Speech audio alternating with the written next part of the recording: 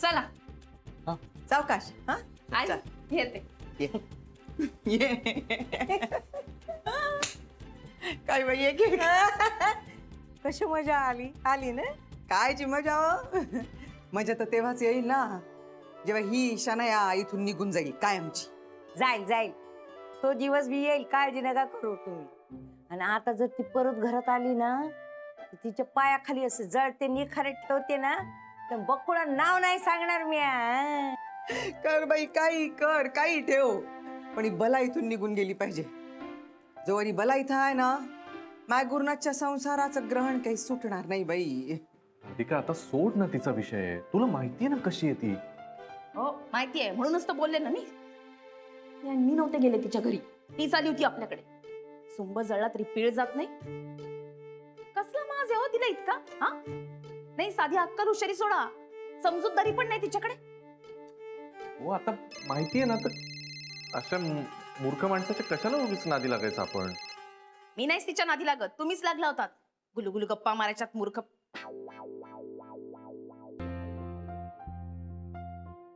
ते असंच बाहेर पडलं. नाही आता असंच उकरून काढत राहणार आहेस का? आता झालं ते झालं ना राधिका, चूक मी कबूलही केली आणि सगळे संबंध तोडलेत की नाही मी. मी तोडले तिचं काय? मला माहितीये ना ती कुत्र्याच्या शेपटी सारखी आहे, वाकडी ती वाकडीच राहणार. मला काय माहिती नाही का? हा आपल्याला त्रास देण्यासाठीच आली आहे ती इथे. आज घरापर्यंत पोचली, उद्या पुन्हा तिने तुम्हाला भूल पाडली तर? काही काय बोलतेस का? भूल पाडायला मी काय लहान मूल आहे का की कुणी यावं चॉकलेट द्यावं आणि त्याला भूल पाडावी? Radhika I am totally out of it. तुमचं ठीक आहे, तिचं काय? आता तिचं मी कसं काय सांगू? मग आता तिच्याशी मी कसं वागायचं हे तुम्ही सांगू नका मला. अगं पण राधिका, हे पा आज तिने घरात घुसायचा प्रयत्न केला, पुन्हा जर ती घरात आली ना हो त्याची नव्हती करून टाकीन तिला. राधिका, रेवती मला जरा तुझ्याशी बोलायचंय. काय झालं? मी जरा पुढे निघतो, मला फोनही येत आहेत. अच्छा काय झालं? सांगते. ते अगं नानाजींविषयी बोलायचं होतं. हे माझं बच्चा. नो अगं नो काय, ऐक ऐक ये. नो ऐक तर माझं ऐक. आज कसं तिने चहा देऊन तोंड भाजलं की नाही तुझं? असं झालं ना तिच्या बरोबर. हा ऐक ऐक ऐक आता उद्या असं गरम चहा अंगावर फेकायला कमी करणार नाही ना ती? नाही नाही नाही नाही नाही नाही असं होणार नाही, पण अशी होण्याची शक्यता आहे ना. मला नाही माहिती काही, तू तिला पनिश कर, तिला घराबाहेर काढ, मला घरात घे. बच्चा हळू बोल, ऑफिस आहे आणि असं शक्य नाहीये ना बच्चा आता. माझी एक विश तरी कम्प्लीट कर ना. काय आता विश तुझी? एक दिवस यायचं मला घरी, ते विसरतो. तुम्हाला नाही बोलायचं तुझ्याशी. बच्चा आता आता नाही ना शक्य तुला. नाही, मला माहिती नाही, मला यायचं एक दिवस तरी यायचं मला घरी. ओके ओके ओके ओके शांत ऑफिस आहे ना. मी करतो. हा मी प्रॉमिस मी करतो नक्की. ओके फाईन, नक्की. हो बच्चा प्रॉमिस. हा मला किती लागलं आहे, तू काहीच वाटत नाही यार. वाटतंय मला.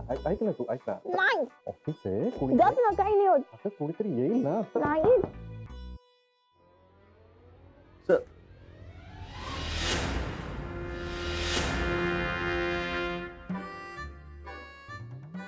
सर काय झालं सर? अरे तुला दिसत नाही का त्यांना चक्कर आली? जा लवकर बोलव कोणाला तरी. हो मी आनंद सराला बोलवतो. अच्छा तू जा इथून, तू आनंद घेईल, सगळे येतील म्हणजे प्रॉब्लेम होईल परत. तू सांगा ना यार. ओके फाईन, ठीक आहे. शी.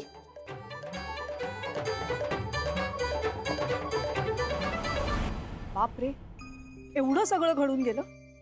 हे काल मी नेमकी उशीर आले आणि सुबोधही काही बोलला नाही मला. त्यांना तरी कुठे काय माहिती होतं रेवती, ते घरी उशीरच आले ना. पण जे झालं ते चांगलं नाही झालं. अहो ना, सगळीच आपली माणसं, पण कोणाचाच कोणावरती विश्वास नाही बसून राहिला. यांना तर खूपच त्रास होऊन राहिला.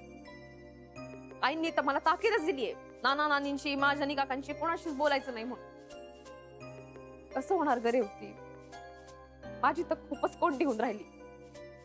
राधिका, महाजनी काका इतके दिवस जेव्हा बोलत होते ना तेव्हाही मला संशय येत होता, आणि आता तर नाना आरोप करतात.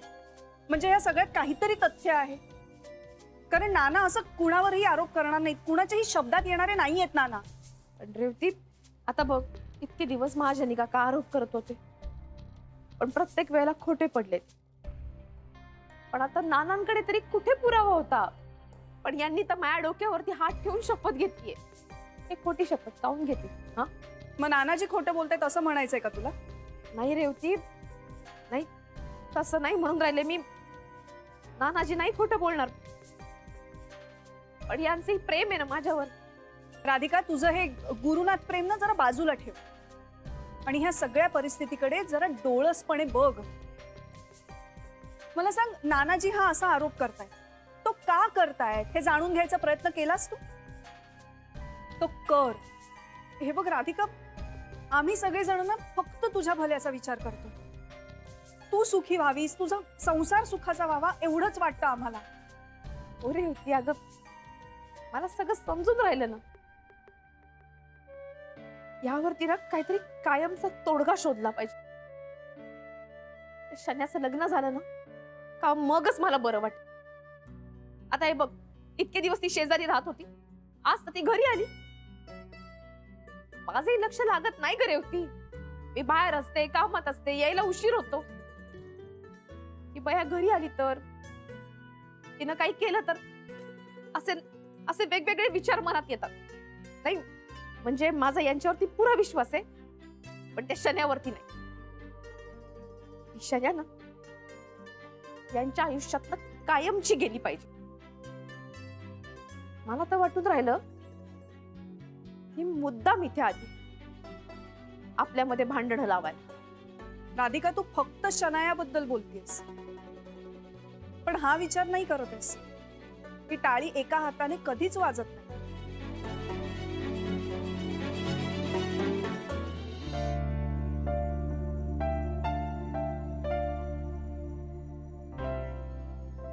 अहो किती फेऱ्या मारणार आहात? माझे पाय दुखायला लागले आता. जरा शांत बसा बघू. काय जे झालं ते झालं. ते वाद कोणाकडे होत नाहीत. तुम्हाला काय म्हणायचंय? म्हणजे बघ, आता समजा तुझ्या माझ्यात वाद झाले किंवा तुझ्यात आणि समिधामध्ये वाद झाली, तर दुसऱ्या दिवशी बोलता ना तुम्ही. हो. हा, मग तेच म्हणतो मी. उगाच कशाला, तर वाद संपलेले आहे. तर मी पण भाऊसाहेबांची बोलायला सुरुवात करतो ना. नको. अगं पण अगं पण काय, काही गरज नाहीये. हे बघा, त्यांनी आपल्याला सांगितलं ना घरात परत पाऊल टाकायचं नाही, मग नाही जायचं आपण. आणि समजा समजा तुम्ही गेलात, अगदी प्रेमाने गेलात, आणि ते तुम्हाला उलट सुलट काहीतरी बोलले, तर सगळ्यात जास्त त्रास राधिकाला होणार आहे. हा, कळतंय का मी काय म्हणतेय ते? नाही, हे तू बरोबर बोलतेस, पण ते राधिका आणि अथर्वची भेट कशी काय होणार ग? काय झालं भेटणं व्हायला? राधिकाची आठवण आली तर आपण दुकानात जाऊन भेटू, अथर्वची आठवण आली तर शाळेत जाऊन भेटू, पण तुम्ही त्या घरात पाऊल टाकायचं नाही. भारती, तू बोलतेस? हो.